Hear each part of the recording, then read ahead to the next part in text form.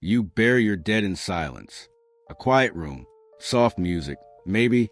Nobody expects anyone else to go into the ground with them. But 1,000 years ago, on the banks of a Russian river, an Arab diplomat watched something that broke every rule you live by.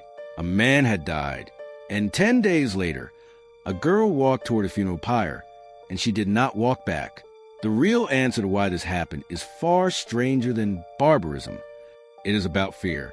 It is about what the Vikings believed happened the instant after the heart stops. His name was Ahmad ibn Fadlan. In the year 922, he was sent by the Abbasid Caliphate on a diplomatic mission north into the territory of the Volga Bulgars. There, he encountered a group of Scandinavian traders the locals called the Rus. When a wealthy chieftain among them died, Ibn Fadlan did something almost no one else from his world ever did. He watched the entire funeral, and he wrote it down. For 10 days, the chieftain's body lay in a temporary grave while his people prepared. New clothes were sewn. His wealth was divided into 3 parts. 1 portion for his family, 1 for the clothing, 1 for alcohol, to be drunk until the day he was finally sent off. Then came the part that still unsettles historians. A slave girl in his household was asked if she would die with him. She said yes. Why would she say yes? That question sits at the center of everything you're about to learn. According to Ibn Fadlan's account, once she agreed, she was treated like royalty.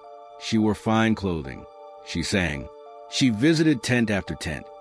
And in each one, men slept with her and told her they did it out of love for her master, so that she would remember them and carry the message onward. This was not punishment. In the Viking worldview, it was an honor. A door had opened, and she was the one who got to walk through it. Here is where you need to understand something about Norse belief. Death was not an ending. It was a threshold, and what you brought across that threshold mattered. Archaeologist Neil Price, who has spent decades studying Viking Age burial sites at Uppsala University, argues that these funerals were not chaotic violence. They were performance, structured, rehearsed. He calls it body lore. The idea that a funeral was a kind of theater where the living reenacted stories about the gods themselves, using real bodies to do it. Because in Norse mythology, sacrifice was not a taboo. It was how the universe worked. Odin, the highest of the gods, hung himself in the world tree for 9 days and nights, pierced by his own spear, just to gain the knowledge of the runes. He gave up an eye at the well of wisdom for a single drink of insight. The gods bled for power. So did the people who worshipped them. When Ibn Fadlan's chieftain was finally placed aboard his ship, the girl was brought forward one last time. She drank. She sang again, this time sounding disturbed. According to the account, an older woman referred to only as the angel of death led her toward the vessel.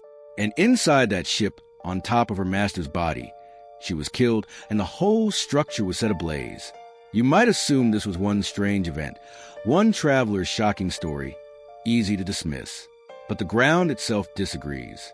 In Flagstad, in Norway's Lofoten Islands, archaeologists uncovered a Viking grave holding 10 sets of remains. Several had been decapitated. Researcher Lise Naumann, who examined the bones through isotope and DNA analysis, found that the diets of some individuals differed sharply from others buried beside them, a signal of different social status, of masters and the people who served them, placed together in death exactly as Ibn Fadlan described.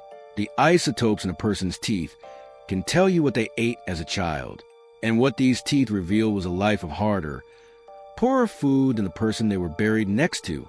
This wasn't only in the far north, either.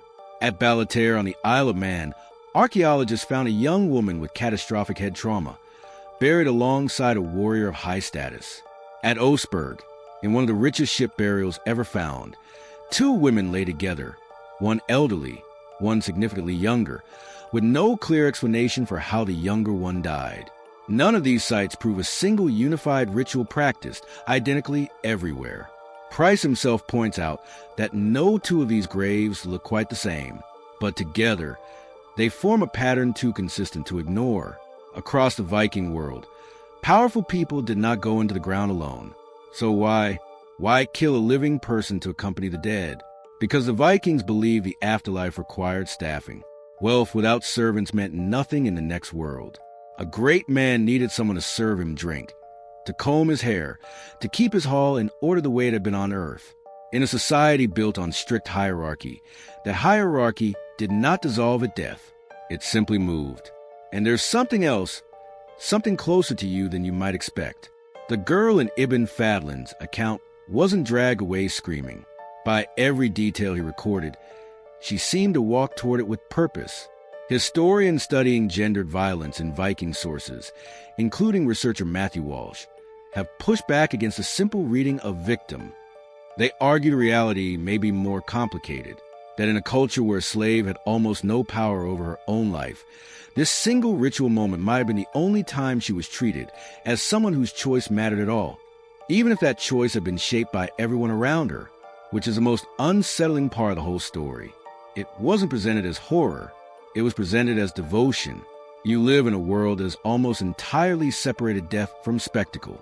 Your funerals are private, quiet, contained inside a single room, over in an hour.